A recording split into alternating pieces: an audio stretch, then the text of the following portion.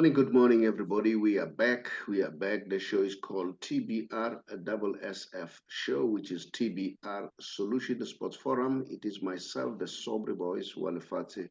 I'm next to Suwengu, number one supporter for Kaizer Chiefs, the number one supporter for Bafana Bafana.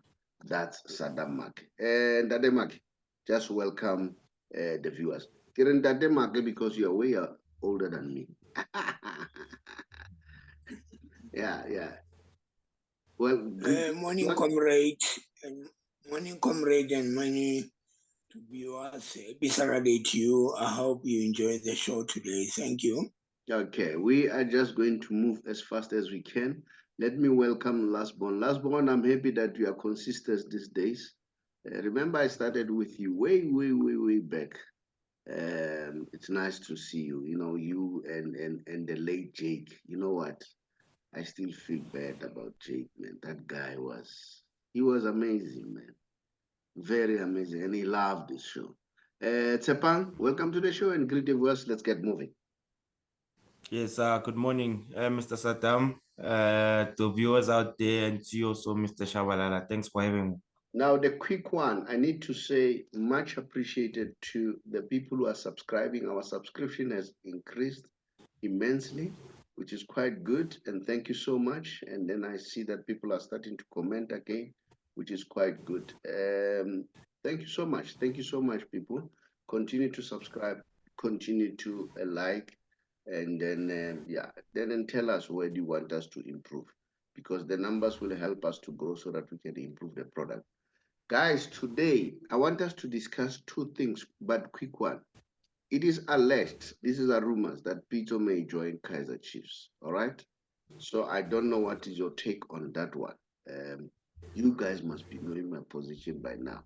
I've always said Peter, but I want to hear your opinion. And there's Nabi too as another coach, or should they get a foreigner, or should they continue with Kevin Johnson? I want to hear your point. Now, secondly, I don't know whether you heard Coach Riveiro from Orlando Pirates during the Nedbank conference. He said something, which sounded like an insinuation that Sundowns is being favored. All right. He didn't say that in many words. So I must qualify. I'm not saying that's what he said. But if you listen to what he was saying, there was a message. I want you to know what you understand by what Rivero was saying. But let's move on quickly, and then let's share the news that are out there. Guys, remember a few years back we had issue at Ellis Park whereby people passed on due to stampede. And then good work, Saddam, to send me the old picture that was for last year. I see Machaka is there. I see the guy for Orlando Pirates who's late now. And then, the memories of this guy should be remembered. I know that Saddam is the one who brought those flags. And then, Saddam, keep up the good work. You know what? You are doing a great job. And when you have passed on, people will start be saying a lot of things. And then I hope the hierarchies, the leadership in football, they recognize this. Me, I still believe that you need to, to be. I know that Safa, they're doing their best, they're taking you all over the show, but probably they need to give you some kind of an award. That's my opinion. Remember, I can be wrong. I don't know what's your take, but you are doing an excellent job. And then Banyana, we know that they lost against Nigeria. I don't know, guys, what should we do for us to beat Nigeria? But well done to Nigeria. They are proceeding to the next round. Said that we didn't proceed. And then again, this girl, Ramalepe, reach a milestone of 100 games of Banyana Banyana. This is a milestone. Not everybody reach these numbers. And congratulations. And I must say, Saddam, thanks for the good work that you are doing. And then let's look at the next game for Orlando Pirates. Remember, Pirates, they are playing at Moses Mabhida today. So this is the game for Orlando Pirates, Amazulu Orlando Pirates. So we'll watch the space very, very closely. and see what's happening. Now, before I do any other thing, Tshepang and Saddam, what's your take about what you call about Pirates? Do you think Pirates will proceed? You know that Mamelodi Sundowns have proceeded. But while I'm still there, a quick one, Saddam. I don't know. I feel that I don't know what is Rulani's thinking. I thought you would rest the players that are playing now because they look tired, you know. But we don't know what is working in his mind. Maybe he wants to make sure that he wins everything. And then I don't know. What's your take, Saddam? Quickly, and then before I ask Tepa. Yeah, I think you write some other players look like tired because the lack of Mkwena is not Mkwena that we know, and all the Mshishi also. But I think after they come back from Ivory Coast, they need a rest, but you can't because it might be a soldier on. But he also want to show that if he can lose the game, they will blame him why you didn't put these certain players and whatever. That's why he want to go all out to settle them with the game all the time. But I think sometimes they got more players to fill, they got more squads to put it on and to make sure the other players they reduce their effort and skills because they look tired, of course. But anyway, it is up to him because it's finally a decision for the coach. We just a messenger, not decision maker.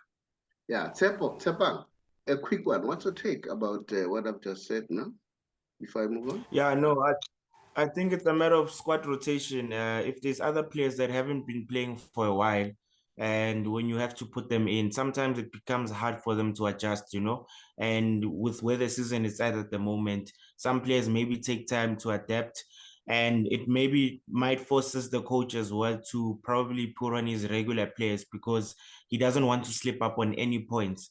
I mean, last time they nearly lost the game, which they scored in the last minute when he made a huge squad rotation. You know, that's also another thing whereby yes, they've got quality players in the team, but if those quality players as well don't raise their hands when they are given the opportunity, then it forces the coach to use what he has and try and make it work. But yeah, Sundowns players, they look a bit tired, but yeah, I think it's something that they need to look into. Yeah.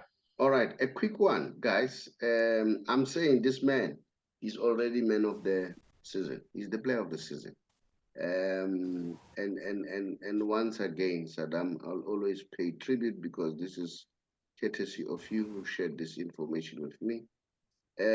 Rowan Newlands has saved about 4 penalties against Cape Verde, 2 penalties against DRC, against Congo, 2 penalties against Yanga, and 2 penalties again against Amatax. The boy is on form. What's your take about that? I think for me, he's the he's the player of the season. There's no debate about it. So that's my argument. But let me move on quickly. Saddam, here is your game, but you're not playing this week. I know you're playing next week. So I'm just showing people courtesy to see that Chiefs is playing Marisbeck next week at Kingswell, Italy. They don't play today because of the boy who has just passed on. May his soul rest in peace. You want to say something quickly there, Yeah, Saddam? I want to. Yeah. Say something quickly. Yeah, We don't have time, Saddam. last night. Yeah, I think on Wednesday, after the memorial service, the Chiefs received the letter from PSL. They said, Chiefs, they must play on Sunday. They changed the game to Sunday, from Saturday to Sunday. They're going to play tomorrow. Today is a funeral at Cape Town for the late Lukes, and then the game will be playing tomorrow. That's why the supporters, they traveled last night, and today they're going to Durban for the game. The game is on. That's a change of date. It's only on Sunday against Richard Bay. No, but now here this poster is wrong. It says 21 April. Did you notice that? 21 April is tomorrow. Tomorrow is 20. No. Right. No. Tomorrow is 14th. Am I right? Yes, yes. Yes, they were saying tomorrow. What is Tomorrow is the 14th. The 21 On- is next week. 21 is next week. So Yeah, when is if the they say game? 21. When the game is playing? So- 21 next week. Yeah, next week 21 on Sunday. All right. So it's next week. It's not tomorrow. Okay, let's move on, guys. A quick one. Let's discuss this. There is a rumor that Pito may join Chiefs. All right.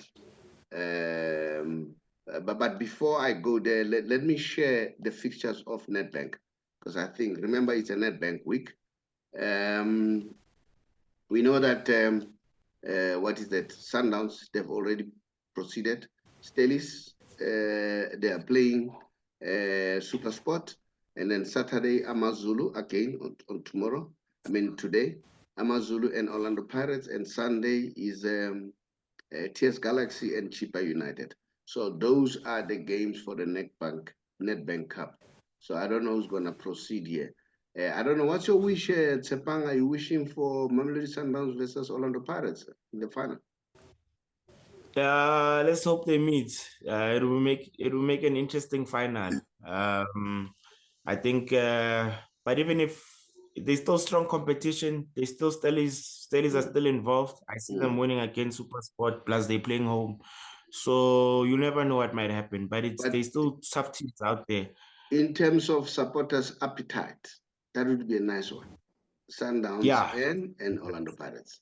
All right, let's move on. Guys, what's your take, Tshepang? Do you agree if, let's say, Chiefs definitely go for Pizzo? Do you think that will be a good choice? Or do you think they still have to look somewhere? And what are your reasons? Yeah, no. First things first, it will be up to Coach Pizzo, because it did say that he's someone that looks out for better options at the moment. That's how his CV is at the moment. If a better offer comes in place while he's still in Europe, then I think he would go for it. But if it doesn't come, and then if Chiefs maybe might accept his offer as well and his project, then I think it will be a good signing for him, and to go and fix Chiefs and take it from there. But we also know that Coach Nabi as well, again, they're trying to pursue him again this season, since he's doing well in Morocco as well. I think he's about to win the league as well. So that's also another option. And mind you, both of these coaches come with their own technical stuff. So okay, it will depend whether Chiefs. A quick one. Yeah. Who would you prefer? That was my question. Nabi or? No. If in terms of, I'm saying for now locally, if they are available, both of them, who would you prefer? Yeah, I'd go for Coach Pito, because he understands the philosophy of South African football. Yeah. Okay, Saddam, who would you prefer if it's Nabi and Pito? Yeah, I think whatever is supported something beyond our control. But to me, I know that Kaizer Chiefs fans always like to tell the management what to do. Me, myself, I give Pito 85% to come to Kaizer Chiefs. Why I'm saying that? Because you know the culture. Number two is a Kaizer Chiefs supporter from a long time ago. And then number two, it's nice to give somebody at home the money.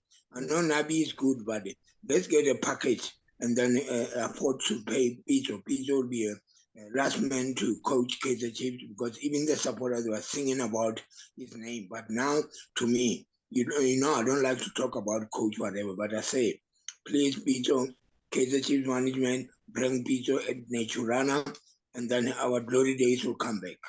But I like what you are saying. You respect what Dr. Kaizer Mtauntu said, that supporters must support. As management, they run the team.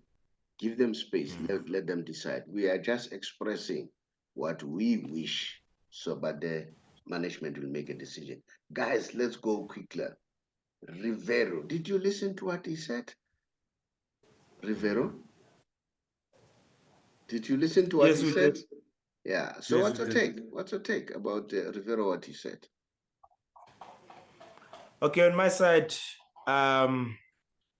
there's nothing Sundowns can do, on their behalf, with the statements of them also benefiting from the referees and because they're not the ones that are refereeing the matches. But I mean, even Coach Rulani did say that yes, they had a little bit of fortune this season with the referees' decisions going on their side. You know, I mean, other teams do benefit. If it's their time to benefit, they'll benefit, but he can't pin it up on Sundowns. And saying that there's a third hand involved, yeah, also those were serious allegations, because those are things that we've been hearing as well this week, that with them match fixing matches as well. But if they can come forward with the proof, then yeah. But for that, I mean, let the game play. If the Sundowns is benefiting from the refereeing, I mean, we don't have VAR, we don't have goal line technology, so it becomes hard for referees as well on their side to actually make decisions, you know. Now, a So quick this one, is my take on it. Yeah. a quick straight answer. Do you agree with me that his utterances borders around Sundowns is being favored? He went further to say, look, did you watch the game last night? And you know what happened? It was a game, because that penalty, it was not a penalty. The foul happened outside the box, and the player fell inside the box. Then he said, are we going to catch up? Do you think realistically we will catch up, seeing what is happening? So for me, if I listen to him, he's saying Sundowns is being favored. Am I correct or wrong? Is my interpretation correct or wrong? No, your interpretation is right. But now at the end of the day, as I'm saying, we don't have goal line technology, we don't have VAR. So it makes things harder as well for the referees. If a referee has made a decision, I mean, he went to his assistant as well. But if they're both not sure, they need to make a call on the spot, which was the penalty. So you can't say that, yes, at first, when during the motion, if we can actually look at the highlights again, we also thought it was a penalty till we saw the replay saying no, the foul happened outside, but Shalulile fell inside the box. But that's what the refs saw initially the first time. So it makes things harder as well. But his comments are a bit harsh. Yeah, it started here, this one that I'm showing. And guess what? These are guys, referees, who have experience. They said it in no certain terms. They didn't miss their words. This was not a goal. So Sundowns was vindicated here. Now, Saddam, I want to hear from you. When you listen to Coach Riveiro, did you hear what I hear, that he was insinuating that maybe, remember, I'm qualifying it. I'm saying these are my allegations. This is my perception. I'm entitled to my perception. And I don't know, you out there as the fans, do you agree with us or with me that he was insinuating that Sundowns is being favored? Do you agree with those sentiments? Did I hear it correctly, Saddam? Yeah, I think on my side, what I hear, the statement of the coach. Remember, the coach is the one who are very close with the players. Is very close with the match commissioner, whatever the difference game. But the main point is the game is the same in the field of play. So he talks what he knows, what he saw. But we can't say 100% is right. But yes, I hear the issue of match fixing, that we know the approve of that. What I want to know is, when Sundown play Cape Champion against Njanga, the VAR was there, but the referee didn't go to the VAR. So this is my surprise today. Why Which didn't one? Go there? Which one? Because Which the one? VAR supposed to affect. Which one? The game against the Champions League. The third one. Yeah. Yes, the VAR was there. Remember the VAR in South Africa, the first team was Kaizer Chiefs to wear VAR at FNB. The second one is Sundowns. But now it never works. Why?